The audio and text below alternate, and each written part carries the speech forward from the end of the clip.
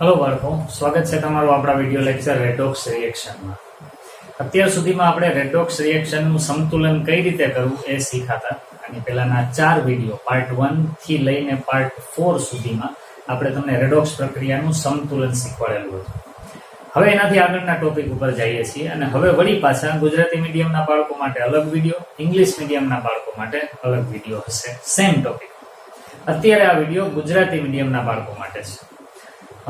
આપણે ટેક્સ્ટબુક ની અંદર રેડોક્સ ટાઇટ્રેશન, રેડોક્સ અનુમાપનો એવો એક ટોપિક છે. ટોપિક બહુ નાનો છે પણ છતાં એને સમજવા માટે આપણી પાસે પ્રેક્ટિકલનું થોડુંક નોલેજ હોવું જોઈએ. પરિસ્થિતિ એવી છે કે અત્યારે કોવિડને કારણે સ્કૂલો બંધ છે અને તમે 11મા ધોરણમાં આવી ગયા છો પણ તમે સ્કૂલની લેબોરેટરીમાં હજી સુધી જઈ શક્યા નથી. તો જ્યારે તમે લેબોરેટરીમાં જાશો ત્યાં તમને રેડોક્સ ટાઇટ્રેશનના એક્સપેરિમેન્ટ કરાવવામાં આવશે. પછી આપણે આ ટોપિક સમજશું ત્યારે તમને થોડુંક વધારે સમજાશે. એટલે રેડોક્સ ટાઇટ્રેશન, રેડોક્સ અનુમાપન એ ટોપિક આપણે અત્યારે બાકી રાખી દઈએ છીએ. શીખવાડીશ ખરા પણ જ્યારે સ્કૂલ શરૂ થઈ જાય કે પછી, કારણ કે એને એ વગર સમજવું તમારા માટે થોડુંક અઘરું પડશે. બીજી વાત, એના પછીનો ટોપિક છે. એના પછીનો ટોપિક આ મેં બોર્ડ ઉપર લખેલો છે, રેડોક્સ પ્રક્રિયાઓ અને વિદ્યુત ધ્રુવ પ્રક્રમ. એ શું છે એના વિશેનો પણ પરિચય આપણે અત્યારે મેળવીએ. બહુ ડિટેલમાં નહીં સમજીએ. એનું કારણ છે કે આ ટોપિક પણ એવો છે કે જેના માટે આપણે થોડીક મેચ્યોરિટી જોઈએ. અને બીજી વાત એ કે 12મા ધોરણમાં વિદ્યુત રસાયણ એવું ચેપ્ટર છે. એ ચેપ્ટરમાં આ ટોપિકને પાછો પહેલેથી ડિટેલમાં ભણાવવામાં આવશે અને ત્યારે આપણામાં સમજ પણ ડેવલપ થઈ ગઈ હશે એટલે આપણે ત્યારે એને બહુ સરળતાથી સમજી શકશું. અત્યારે તમને જેટલું સહેલું લાગે અને તમારા મગજમાં જેટલું ઉતરે એટલી પ્રાઇમરી ઇન્ફોર્મેશન આ ટોપિક વિશે હું આપીશ અને એના પછી આપણે આ પાઠને થિયરીના સંદર્ભમાં પૂરો ગણશું. એવું બને તો આખા પાઠમાંથી પાછા MCQ અમુક તમને સોલ્વ કરાવીશ. અને હા, એક વસ્તુ ખાસ કે નીટ ક્વિક રિવિઝન સિરીઝ 2020 એવું આખું ફોલ્ડર છે આપણું, જેની અંદર આ રેડોક્સ પ્રક્રિયા ચેપ્ટરનું નીટ ને જેઈ ને લગતી પ્રિપેરેશન, એના કન્સેપ્ટ અને MCQ આપણે કરેલા છે. તો એ વિડીયોની સિરીઝ પણ તમે જોજો. આઈ બટન ઉપર ક્લિક કરશો એટલે તમને આખું ફોલ્ડર મળશે. સારું, તો આપણે આ ટોપિક શીખવાનું શરૂ કરીએ, રેડોક્સ પ્રક્રિયાઓ અને વિદ્યુત ધ્રુવ પ્રક્રિયા. એ ટોપિકને સમજાવતા પહેલા 2 શબ્દોને આપણે બરાબર ધ્યાનથી પહેલા સમજી લઈએ, જે આપણા માટે બહુ જ કામના બની રહેશે. નોટ અને પેન તમારી સાથે રાખો, કામ આપણું શરૂ કરીએ. વિદ્યુત કોષ એટલે ઇલેક્ટ્રિક સેલ 2 ટાઈપના હોય. એ બંને ટાઈપ વિશે આપણે અત્યારે પરિચય મેળવીએ છીએ. ઇલેક્ટ્રિક સેલ 2 ટાઈપના. એક વિદ્યુત વિભાજન કોષ. આના વિશે તમે 10મા ધોરણમાં ભણ્યા જ હશો. કોપરના શુદ્ધિકરણની વિદ્યુત વિભાજન પદ્ધતિ. કોપર સલ્ફેટનું દ્રાવણ હોય, અશુદ્ધ કોપરનો સળિયો એનોડ, શુદ્ધ કોપરનો સળિયો કેથોડ, અને બેટરી સાથે એને જોડી દો, વિદ્યુત પ્રવાહ પસાર કરો. અશુદ્ધ કોપરના સળિયા પરથી કોપરના પરમાણુ શુદ્ધ કોપરના સળિયા પર જમા થવાના શરૂ થાય. આ જે કંઈ તમે ભણતા એ વિદ્યુત વિભાજન કોષ. પછી એલ્યુમિનિયમ મેળવવા માટેની હોલ હેરોલ્ડ પ્રોસેસ, એ પણ એક પ્રકારનો વિદ્યુત વિભાજન કોષ છે. પછી પાણીનું વિદ્યુત વિભાજન કરીને હાઇડ્રોજન ગેસ અને ઓક્સિજન ગેસ મેળવવામાં આવતો હોય તે પણ વિદ્યુત વિભાજન છે. બીજા પ્રકારના કોષ હોય એ આ છે.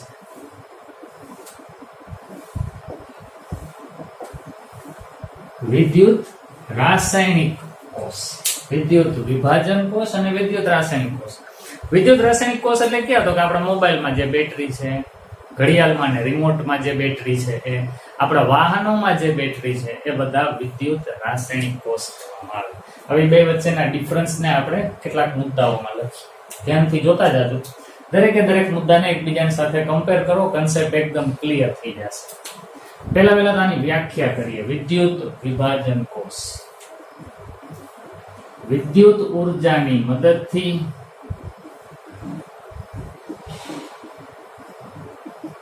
રસાયણોનું ઉત્પાદન કરે.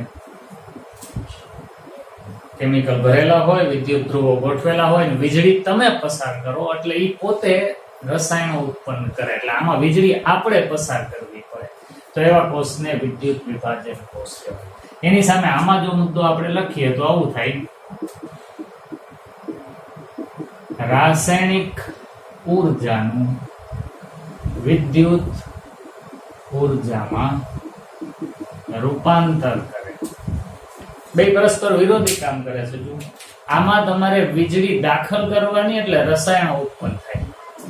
આમાં રસાયણો છે જ એ પોતે વીજળી ઉત્પન્ન કરશે. આમાં વીજળી આપણે નાખીએ છીએ, આમાં વીજળી ઉત્પન્ન કરવી પડે છે. ચાલો એના પછીનો સેકન્ડ ટોપિક જોઈએ. આમાં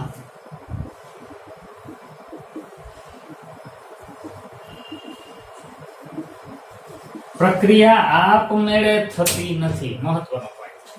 આપમેળે પ્રક્રિયા નથી થતી એનો અર્થ એવો થયો કે તમે આ કોષને તૈયાર કરી દો, જ્યાં સુધી એમાં વીજળી પસાર નહીં કરો ત્યાં સુધી એમાં કોઈ પ્રક્રિયા નહીં થાય. જ્યારે આમાં ખાલી કોષ તૈયાર કરી દો, પ્રક્રિયા એની મેળે શરૂ થશે, વીજળી એની મેળે ઉત્પન્ન થશે. એટલે આપમેળે પ્રક્રિયા થાય છે.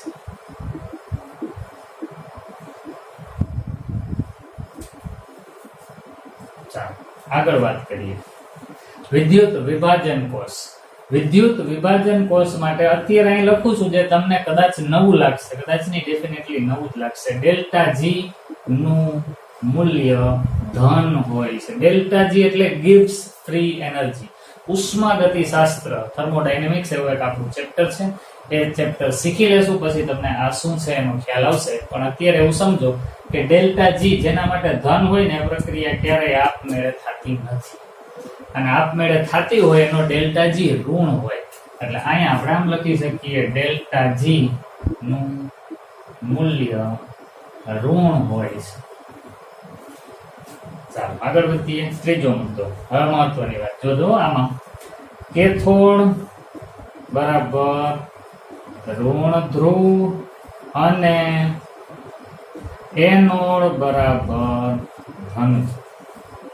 તમે જાણો છો ઋણ ધ્રુવ ને કેથોડ કહેતા હતા તમે વિદ્યુત વિભાજન કોષમાં. ધન ધ્રુવ ને એનોડ કહેતા હતા. કેથોડ અને એનોડ. કેથોડ ઋણ ધ્રુવ, એનોડ ધન. આમાં કેથોડ ધન ધ્રુવ, એનોડ ઋણ. વાત બદલાઈ ગઈ. જો એકદમ વિપરીત થઈ ગયું. કેથોડ ઋણ હતો, આમાં આપણે કેથોડ અને ધન કહીએ છીએ. હવે પ્રશ્ન થશે કે એવું કેમ થાય છે? તો એના માટે રેડોક્સ પ્રક્રિયા આપણે જે શીખી ગયા છે, ઓક્સિડેશન કોને કહેવાય, રિડક્શન કોને કહેવાય, એના આધારે તમે કહી શકો. એક વાત યાદ રાખો, જ્યાં ઓક્સિડેશન થાય ને એને હંમેશા એનોડ કહેવાય. તો આમાં ઓક્સિડેશન ઋણ ધ્રુવ ઉપર થાય છે એટલે ઋણ ધ્રુવને એનોડ કીધું. આમાં ઓક્સિડેશન ધન ધ્રુવ ઉપર થાય છે એટલે ધન ધ્રુવને એનોડ કીધું. શીખશું આપણે એટલે ખ્યાલ આવી જશે. સારું, એના પછી ઉદાહરણો લઈ લઈએ. આના ઉદાહરણોમાં જેમ આપણે પહેલા કીધું હતું એમ કોપર ના શુદ્ધિકરણનું વિદ્યુત વિભાજન કોષ, પછી હોલ હેરાઉલ્ટ કોષ, એના પછી H2O ના વિદ્યુત વિભાજનનો કોષ. આ બધા વિદ્યુત વિભાજન કોષો કહેવાશે. અને વિદ્યુત રાસાયણિક કોષો ક્યાં? તો કે સૂકો કોષ, જેને આપણે ઓલો સાદો સેલ કહીએ છીએ. એના પછી લેડ સંગ્રાહક કોષ, આપણા બધા વાહનોની જે બેટરી છે. પછી બટન સેલ, જેને મર્ક્યુરી સેલ પણ કહેવાય. કાંડા ઘડિયાળમાં હોય ને નાનકડો સ્ટીલ જેવો ગોળાકાર, એને બટન સેલ કહેવામાં આવે. તો આ બધા એવા છે. મોબાઈલની બેટરી, લિથિયમ આયન બેટરી છે, એ બધા રસાયણોથી ભરેલા છે અને એની મેળે વીજળી ઉત્પન્ન કરે છે. તો આ બે વચ્ચેનો મેઇન ડિફરન્સ છે. આના વિશે પણ ભણવાનું થશે, આના વિશે પણ ભણવાનું થશે. પણ અત્યારે આપણી બુકમાં આનું વર્ણન છે, આનું નથી. આનું જે વર્ણન છે એની એકદમ બેઝિક ઇન્ફોર્મેશન હું તમને હવે આપવાનો છું. પેલા વિડીયો પોઝ કરી અને આ ચાર્ટ દોરી. ઓકે, ચાલો હવે આને જવા દઈએ છીએ અને આપણે વિદ્યુત રાસાયણિક કોષ અહીંયા ઉદાહરણ તરીકે લખી લો. લખવું જ જોઈએ ડેનિયલ કોષ. ડેનિયલ કોષ આપણે ભણવાના છીએ. હવે ખાલી પ્રાથમિક માહિતી જ, બાકીની ડિટેલ જે ટેક્સ્ટ બુકમાં છે એ હું તમને અત્યારે નહીં શીખવાડું. એની પાછળનું રીઝન છે જે તમને આગળ જતા સમજાશે. અત્યારે ખાલી ઇન્ફોર્મેશન. શરૂ કરતા પહેલા ઓલી ધાતુની સક્રિયતાની શ્રેણી જે તમને યાદ છે એ હું અહીં લખી દઉં છું. Li, Ka, Na, Mb, Al, Mn, Cr, Zn, Fe, Ni, Sn, Eb, H, Cu, Hg, Ag, Au. અને વચ્ચે કઈ નિશાની હતી ભાઈ? ગ્રેટર ધેન ની. એટલે સક્રિયતાના ઘટતા ક્રમમાં આ બધી જ ધાતુઓ આપણે અહીંયા બતાવેલી છે.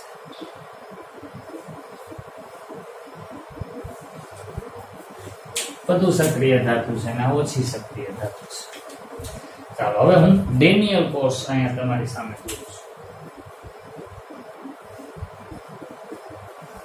સાયન્ટિસ્ટનું નામ છે ડેનિયલ, જેણે આ કોર્સ તૈયાર કરેલો.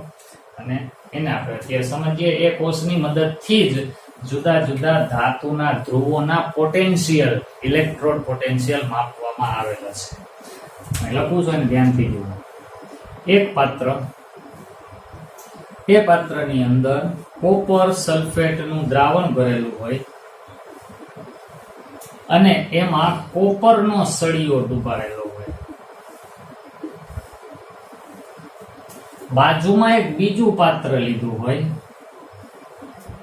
એ પાત્રમાં ઝિંક સલ્ફેટનું દ્રાવણ ભરેલું હોય. અહીંયા કોપર સલ્ફેટનું દ્રાવણ, અહીંયા ઝિંક સલ્ફેટનું દ્રાવણ, અને એમાં વળી પાછો ઝિંકનો સળિયો ડૂબાડેલો.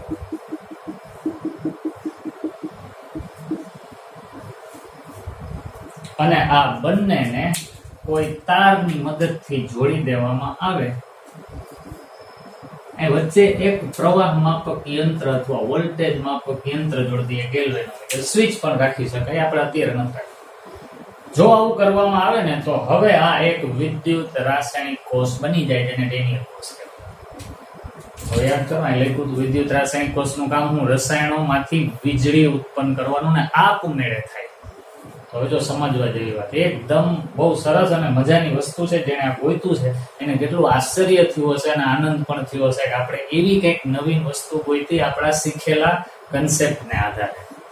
આપણે અને ડેનિયલ બધા એટલું જાણીએ છીએ કે વધુ સક્રિય ધાતુ એ ઇલેક્ટ્રોન ગુમાવવાની પ્રબળ વૃત્તિ ધરાવતી હોય, ઓછી સક્રિય ધાતુ એટલી પ્રબળ વૃત્તિ ધરાવતી નથી. હવે વિચાર કરો કે અહીંયા ઝિંક, કોપરની, પેલા મારે આ બાજુ લખવું જોશે ઝિંક, ફેરફાર કરી નાખું. નિયમ પ્રમાણે મારે ZnSO4 ડાબી બાજુ જ લખવું જોઈએ. અહીંયા ઝિંકની પ્લેટ અને અહીંયા કોપર અને કોપર સલ્ફેટનું દ્રાવણ એવું રાખીએ. હવે જુઓ, આ મેથડ છે. વધુ સક્રિય ધાતુ હોય ને એને હંમેશા ડાબી બાજુ બતાવો, એટલે મેં આ બાજુ રાખી, કોપર ને ઓલી બાજુ. હવે જોવાની વાત એ છે કે આપણે જાણીએ કે ઝિંક વધુ સક્રિય કોપર કરતા. જ્યારે આ તાર જોડેલો નહોતો ત્યારે ઝિંક સલ્ફેટના પાત્રમાં ઝિંક, કોપર સલ્ફેટના પાત્રમાં કોપર, એમને હતા, કોઈ પ્રક્રિયા નહોતી થતી. પણ હવે આ બેને એકબીજાના કોન્ટેક્ટમાં લઈ આવ્યા ને એટલે હવે પ્રક્રિયા શરૂ થઈ. કોન્ટેક્ટમાં આવ્યા બે એટલે ઝિંકને ખબર પડી કે ઓલા કરતા તો હું વધુ સક્રિય છું. કમ્પેરિઝન. આ કમ્પેરિઝન થાય ને એટલે જ પ્રક્રિયાઓ થાય અને એ પ્રક્રિયાનો લાભ કોઈ ત્રીજો માણસ લઈ જાય. સમજાવું, અત્યારે આ સમાજની સિસ્ટમ છે. જુઓ, કમ્પેરિઝન થાય છે, ફલાણો શ્રેષ્ઠ, ઓલો થોડોક ઓછો શ્રેષ્ઠ. તો આ બેયની શ્રેષ્ઠતામાં કમ્પેરિઝન કરાવી, એકને ઊંચો ને એકને નીચો બતાવી અને ત્રીજો માણસ પોતાનું કામ કાઢી લે છે. કઈ રીતે? તો કે બે જણાને કમ્પેર કરાવે, એમાંથી જે શ્રેષ્ઠ હોય એને જોબ આપે. જોબ આપે એનો અર્થ એવો થયો કે એની પાસેથી ઓલાએ કામ લેવું છે. તો મુદ્દો આ છે કે કમ્પેરિઝન ને કારણે કંઈક પ્રક્રિયાઓ થાય છે ને એનો લાભ ત્રીજી વ્યક્તિને મળે છે. તો અહીંયા આ બે વચ્ચે તાર જોડવાથી કમ્પેરિઝન થઈ, એનો લાભ આપણને, ત્રીજી વ્યક્તિ એટલે આપણને મળવાનો છે. કઈ રીતે સમજો? ઝિંક વધુ સક્રિય, કોપર ઓછી સક્રિય, બે ધાતુ જ છે, બેની વૃત્તિ ઇલેક્ટ્રોન ગુમાવવાની જ હોય.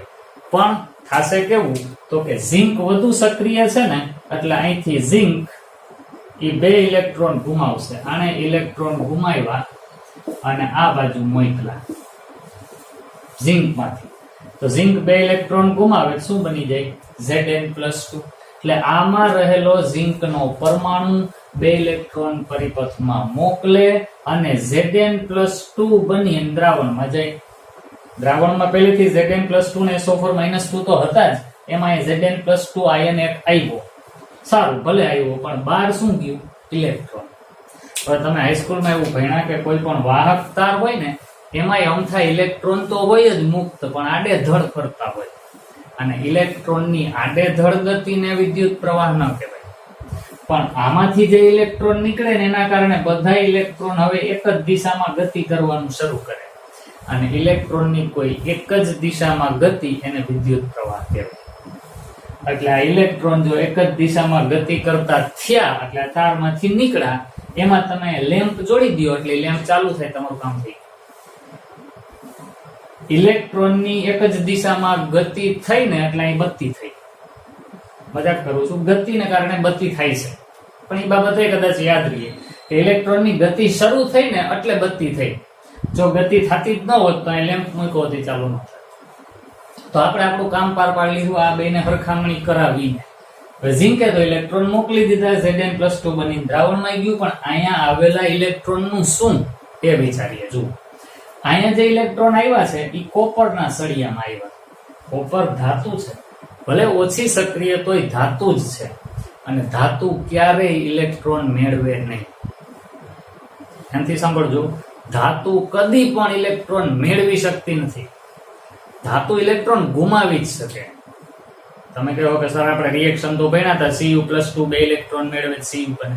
આ સાચું, આપણે હવે રિએક્શન ભણ્યા હતા અને અહીંયા એ જ રિએક્શન થશે, પણ એ Cu+2 આયન છે, ધાતુ નથી, ધાતુનો આયન છે. ધાતુનો આયન ઇલેક્ટ્રોન મેળવી શકે, ધાતુ ના મેળવી શકે. એટલે જે ઇલેક્ટ્રોન એ કોપર સુધી આવ્યા એ કોપર નહીં રાખે. તો આ ઇલેક્ટ્રોનને કરવાનું શું? તો કોપર એમ કહેશે કે તમે અંદર જાઓ, અહીંયા અંદર ઘણા બધા Cu+2 આયનો છે, એમાંથી એકાદાને તમારા 2 ઇલેક્ટ્રોન આપી દો. એટલે અહીં કઈ પ્રક્રિયા થશે તો કે જે Cu+2 હતા એ અહીંથી આવેલા 2 મોલ ઇલેક્ટ્રોન મેળવી અને કોપર બને, અને એ કોપર બને એટલે અહીં જમા થાય. પ્રક્રિયા થઈ જો આખી. ધ્યાન દો પાછું, ઝિંકનો સળિયો ઝિંક સલ્ફેટમાં ડુબાડેલો હતો, કોપરનો સળિયો કોપર સલ્ફેટમાં ડુબાડેલો હતો, અને એ બેને જ્યાં સુધી જોડ્યા નહોતા ત્યાં સુધી કોઈ પ્રક્રિયા થતી નહોતી. પણ જેવા એને વાહકતાથી જોડ્યા એટલે આ બેને એકબીજાનો સંપર્ક થયો, એમાં આને ખબર પડી કે હું વધુ સક્રિય છું એટલે હું ઇલેક્ટ્રોન ગુમાવીશ. તો ઝિંકનો પરમાણુ પરિપથમાં ઇલેક્ટ્રોન મોકલે, પોતે Zn+2 બની દ્રાવણમાં જાય. આ કોપરનો પરમાણુ ઇલેક્ટ્રોન ના મેળવી શકે, પણ એની પાસે આવેલા ઇલેક્ટ્રોનને એને Cu+2 આયન કે જે દ્રાવણમાં હતા એને આપ્યા, એટલે આ દ્રાવણમાંનો આયન અહીંયા પહોંચે, ઇલેક્ટ્રોન મેળવે, તાંબાનું પરમાણુ બનીને જમા થાય. એ થયું. આટલું સમજાણું? ટૂંકમાં 2 જુદા જુદા વિદ્યુત ધ્રુવોને વાહક તારથી જોડ્યા એટલે આપણને વિદ્યુત પ્રવાહ મળ્યો. એની મેળે આમાં આપણે કાંઈ પ્રયત્ન નથી કરવો પડ્યો, આપણે ખાલી કોષ તૈયાર કરી દીધો, વીજળી એની મેળે ઉત્પન્ન થઈ. અને આ ખાલી એક જ વાર મોકલે એવું નહીં, એ અમુક સમય સુધી મોકલે જ રાખશે અને આપણને ઇલેક્ટ્રોનનો પ્રવાહ મળે જ રાખશે, આપણું કામ થશે. હવે આને રેડોક્સ પ્રક્રિયાની ભાષામાં સમજીએ. જુઓ તો અહીંયા Zn એ શું કર્યું? ઇલેક્ટ્રોન ગુમાવ્યા. ઇલેક્ટ્રોન ગુમાવવાની ક્રિયાને શું કહેવાય? આપણી ભાષામાં ઓક્સિડેશન. રેડોક્સ પ્રક્રિયામાં શરૂઆતમાં જ શીખ્યા, ઇલેક્ટ્રોન ગુમાવવાની ક્રિયા ઓક્સિડેશન. તો ઓક્સિડેશન કોનું થયું? ઝિંકનું. એટલે ઝિંકનું ઓક્સિડેશન થયું. હમણાં મેં થોડીક વાર પહેલા કીધું હતું, જેનું ઓક્સિડેશન થાય ત્યાં એનોડ સમજવા. ત્રાસવાળા શબ્દો છે, ઓક્સિડેશન ઈ એનોડ. તો આને આપણે એનોડ કહેવાનો, એનોડ. તો ઝિંક એનોડ થઈ ગયો, શું કામે? તો કે ત્યાં ઓક્સિડેશન થાય છે. બીજું, કોપરે શું કર્યું? તો કે ઇલેક્ટ્રોન મેળવા. ઇલેક્ટ્રોન મેળવી અને કોપરનો પરમાણુ બન્યો આયનમાંથી. તો ઇલેક્ટ્રોન મેળવવાની ક્રિયાને શું કહેવાય? રિડક્શન. અને જ્યાં રિડક્શન થાય એને શું કહેવાનું? કેથોડ. તો લ્યો, ડેનિયલ કોષમાં એનોડ તરીકે કોણ છે? તો જવાબ આવશે ઝિંકની પ્લેટ. ડેનિયલ કોષમાં કેથોડ કોણ છે? કોપરની પ્લેટ. આટલું ક્લિયર? હજી આગળ આપણને એવું કહેવામાં આવે કે આમાં ઇલેક્ટ્રોનનો પ્રવાહ તો ઠીક છે, ઝિંકની પ્લેટ થી કોપરની પ્લેટ તરફ જાય છે, પણ તમને પૂછવામાં આવે બાળકો કે આ કોષમાં વિદ્યુત પ્રવાહની દિશા કઈ? સમજવામાં ભૂલ ના કરતા, તમને ખ્યાલ હોવો જોઈએ કે ઇલેક્ટ્રોનનો પ્રવાહ અને વિદ્યુત પ્રવાહ એ બંનેની દિશા પરસ્પર વિરુદ્ધ હોય. ઇલેક્ટ્રોનનો પ્રવાહ જે દિશામાં જતો હોય એનાથી વિપરીત દિશામાં વિદ્યુત પ્રવાહ છે એવું સમજવાનું. તમને યાદ અપાવવા માટે 10મા ધોરણમાં તમે આ ટાઈપના પરિપથ શીખાવો, તો તમને યાદ હશે. આ મોટા લીટાને ધન ધ્રુવ કહેતા હો, નાના લીટાને ઋણ ધ્રુવ કહેતા હો. અને વિદ્યુત પ્રવાહની દિશા કઈ બતાવો છો? ધન થી શરૂ કરી અને ઋણ તરફ આવતી હોય એવી પ્રવાહની દિશા બતાવો છો. આ તમને ખ્યાલ છે. રૈવાજિક પ્રવાહની દિશા હંમેશા સર્કિટમાં પ્રવાહની દિશા, કયો પ્રવાહ?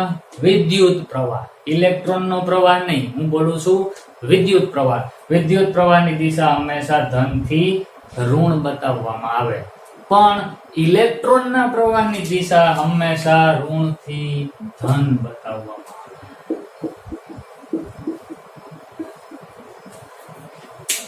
કારણ કે ખરેખર ઇલેક્ટ્રોન ક્યાંથી નીકળે છે? ઋણ ધ્રુવમાંથી, અને એની વિરુદ્ધ દિશા વિદ્યુત પ્રવાહની દર્શાવવાની.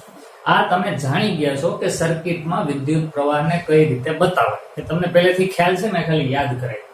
નો ખ્યાલ હોય તો અત્યારે મગજમાં બેહાડી દો. વિદ્યુત પ્રવાહની દિશા અને ઇલેક્ટ્રોનના પ્રવાહની દિશા પરસ્પર વિરુદ્ધ. ઇલેક્ટ્રોન ક્યાંથી નીકળે? તો કે ઋણ ધ્રુવમાંથી. પ્રવાહ ક્યાંથી નીકળે? તો કે ધન ધ્રુવ. આવું આપણે સમજવાનું. સારું, તો હવે આના ઉપરથી તો એવું સાબિત થાય ને કે જ્યાંથી ઇલેક્ટ્રોન નીકળે એને ઋણ ધ્રુવ કહેવાય. વાત સમજો? જ્યાંથી ઇલેક્ટ્રોન નીકળે એને ઋણ ધ્રુવ કહેવાય. જ્યાંથી ઇલેક્ટ્રોન નીકળે છે એને ઋણ ધ્રુવ કહેવાય. અહીંથી નીકળો એટલે ઋણ ધ્રુવ. જ્યાં ઇલેક્ટ્રોન આવે એને ધન ધ્રુવ કહેવાય. હવે એ જ વસ્તુ અહીં એપ્લાય કરો તો જ્યાંથી ઇલેક્ટ્રોન નીકળે એને ઋણ ધ્રુવ કહેવાય. તો ઝિંકની પ્લેટ કેવી થઈ? ઋણ ધ્રુવ. અને જ્યાં ઇલેક્ટ્રોન આવે એને શું કહેવાય? ધન ધ્રુવ. તો કોપરની પ્લેટ શું થઈ? ધન ધ્રુવ. હવે જોઈ લો, એનોડ ઋણ છે. હમણાં થોડીક વાર પહેલા લખ્યું હતું. એનોડ ઋણ છે, કેથોડ ધન છે, પણ કાંઈ ઊંધા ચકતું નથી. જેમ આઈડિયલી થાય એમ કીધું. નિયમ પ્રમાણે જ્યાં ઓક્સિડેશન થાય એને એનોડ કહેવાય. તો અહીંયા ઓક્સિડેશન થતું હતું એટલે એનોડ કીધું. અને નિયમ પ્રમાણે જ્યાંથી ઇલેક્ટ્રોન નીકળે એને ઋણ ધ્રુવ કહેવાય. તો અહીંથી ઇલેક્ટ્રોન નીકળતા હતા એટલે મેં એને ઋણ ધ્રુવ કીધો. કાંઈ કન્ફ્યુઝન નથી, એકદમ ક્લિયર છે. નિયમ પ્રમાણે જ્યાં રિડક્શન થાય એને કેથોડ કહેવાય એટલે કીધું. અને નિયમ પ્રમાણે જ્યાં ઇલેક્ટ્રોન આવતા હોય એને કેથોડ કહેવાય. નિયમ પ્રમાણે ધન ધ્રુવ એટલે ધન ધ્રુવ કીધું. હવે ઇલેક્ટ્રોનના પ્રવાહની દિશા અને વિદ્યુત પ્રવાહની દિશા પરસ્પર વિરુદ્ધ હોય. તો હવે પૂછવામાં આવે કે ડેનિયલ સેલમાં ઇલેક્ટ્રોનનો પ્રવાહ કઈ પ્લેટથી કઈ પ્લેટ તરફ? તો તમારે કહેવું પડશે ઝિંક થી કોપર તરફ. પણ ડેનિયલ સેલમાં વિદ્યુત પ્રવાહની દિશા તો કે કોપર થી ઝિંક તરફ. એટલે અહીંયા લખીએ આપણે નીચે નોંધમાં, ડેનિયલ કોષમાં ઇલેક્ટ્રોનનો પ્રવાહ ઝિંક થી કોપર તરફ અને વિદ્યુત પ્રવાહ કોપર થી ઝિંક તરફ વહેતો હોય છે. હજી આમાં એક વસ્તુ આપણે એડ કરવાની થશે, તો આગળ બોલું છું, ધ્યાનથી સમજો. માની લ્યો કે આ પ્રક્રિયા ચાલુ જ રહીએ એટલે અહીંથી આ ઝિંક ઇલેક્ટ્રોન ગુમાવે, Zn+2 બની દ્રાવણમાં પડે, વાય ઇલેક્ટ્રોન આવે, Cu+2 ઇલેક્ટ્રોન મેળવીને જમા થાય. તો એક સમય એવો થાય કે આ ઝિંકનો સળિયો છે ને એ બિચારો ઓવો થઈ જાય, ખવાઈ જાય. કારણ કે એમાંથી તો ઝીંક બધે દ્રાવણમાં જવા માંડ્યા અને ઇલેક્ટ્રોન આમ જવા માંડ્યા. અને આ કોપરનો સળિયો બિચારો જાડો થવા માંડે. શું કામે? તો કે ન્યા તાંબુ જમા થવા માંડ્યું. તો બીજો મહત્વનો મુદ્દો, કોઈ પણ વિદ્યુત રાસાયણિક કોષમાં, મેં લખી દઉં છું, કોઈ પણ વિદ્યુત રાસાયણિક કોષમાં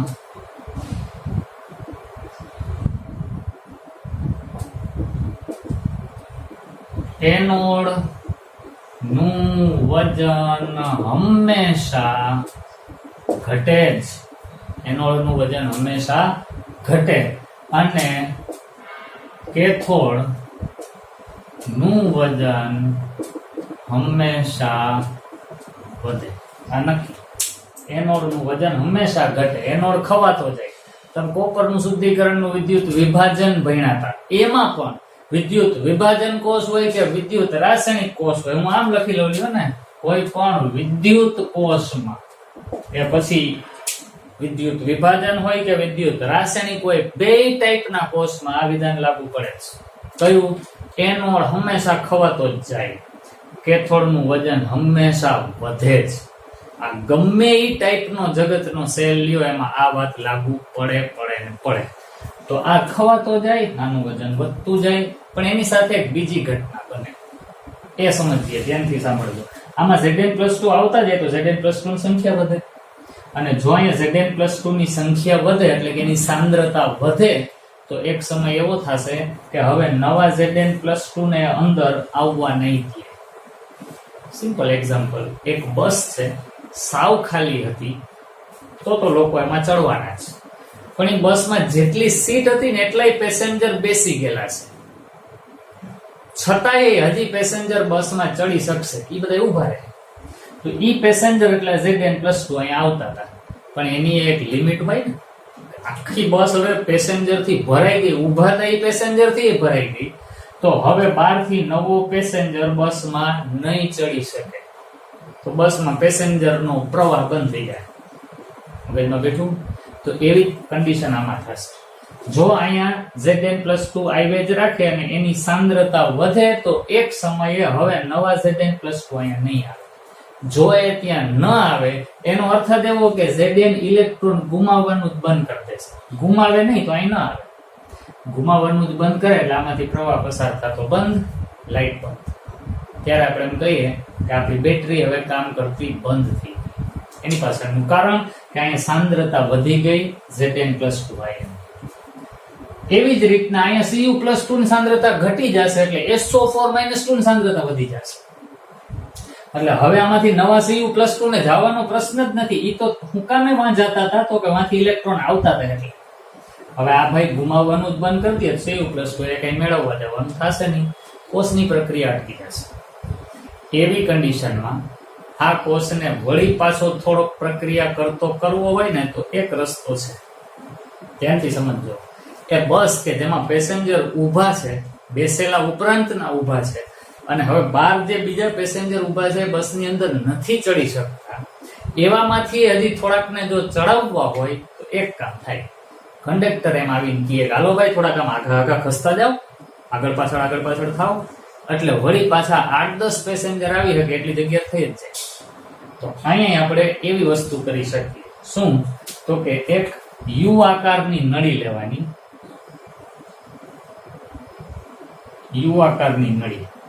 એ નળીના બે છેડે એની અંદર પહેલા તો પ્રવાહી ભરવાનું, અગાર જેલની અંદર મિક્સ કરેલું કોઈ વિદ્યુત વિભાજ્ય આમાં ભરી દેવાનું, અને પછી એને ગ્લાસ વૂલ, ઘણી જગ્યાએ ગુજરાતીમાં રૂનું પૂમડું એવું લખે છે, એ સાદું રૂ નથી, રેસાયુક્ત કાચ છે, એટલે કાચનું રૂ, એના અહીંયા પ્લગ ડટ્ટા ભરાવી દેવાના, અને આ યુ આકારની નળી, યુ ક્યુબ, એને આની અંદર ઊંધી ગોઠવો. એટલે જો હું ગોઠવો,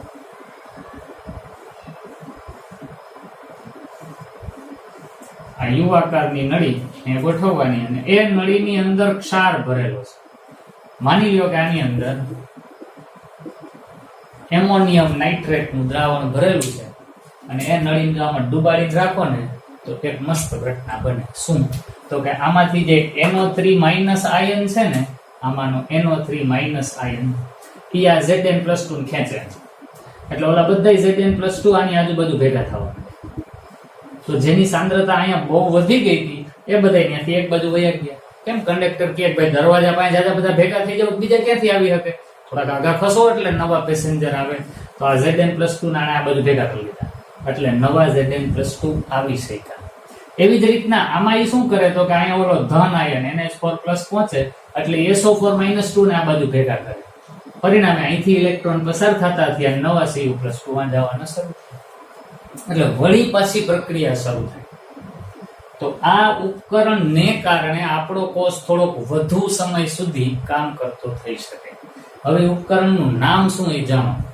અહીં ભરેલું છે ક્ષાર, અહીં ભરેલું છે ક્ષારનું દ્રાવણ ને એની અંદર એક ક્ષારનું જ દ્રાવણ ભરેલું છે જેણે આ બે દ્રાવણોને જોડવાનું કામ કર્યું. જોડવાનું કામ કરે એને કહેવાય સેતુ, પુલ, બ્રિજ. અને સેતુ કોને જોડે છે તો કે ક્ષારને, એટલે એને કહેવાય ક્ષાર સેતુ. અથવા એમ પણ બોલી શકાય કે આ સેતુમાં શું ભરેલું છે તો કે ક્ષાર, એટલે એને ક્ષાર સેતુ કહેવામાં આવે.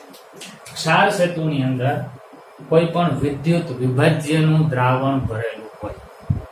ક્ષાર સેતુ શું છે, એમાં કયું દ્રાવણ ભરી શકાય, કયું ન ભરી શકાય, આ બધાની ડિટેલમાં ચર્ચા 12મા ધોરણમાં કરીશ. અત્યારે તમે હજી બહુ નાના છો બાળકો, એટલે આ બધી ડિટેલ અત્યારે તમને એક સાથે આપી દઈશ તો તમને બરાબર સમજાશે નહીં.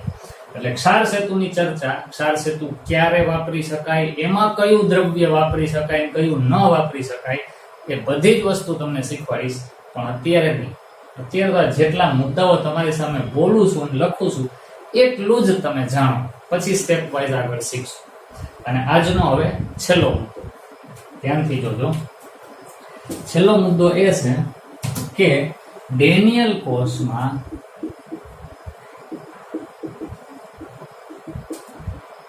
બાહ્ય પરિપથમાં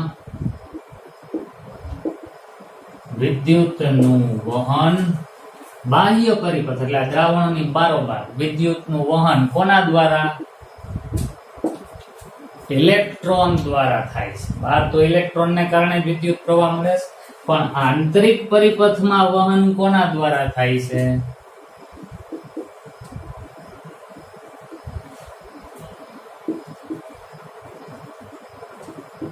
આંતરિક એટલે અહીંયા દ્રાવણોની અંદર કોના દ્વારા?